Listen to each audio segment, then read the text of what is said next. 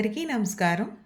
ఈ పద్యం ద్వారా ఉన్నతమైన ధ్యాన సాధన వల్లనే మనలోని యోగిని మేల్కొలుపుతామని బోధించినారు వేమన యోగి. మనసులోని శివుని మానక నిల్పిన యోగి అగును అతడే ఉర్విలోన. శివుని తలపలేని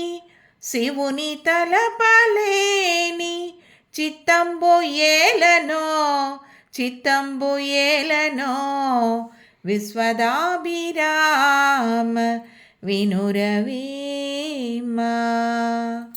దీని తాత్పర్యం, మనస్సులో పరమాత్మను నిలిపి ధ్యానం చేస్తే అతడు యోగి అవుతాడు. భగవద్ధ్యానం చేయలేని మనస్సు వలన ప్రయోజనం లేదు అని వివరించారు వేమన యోగి.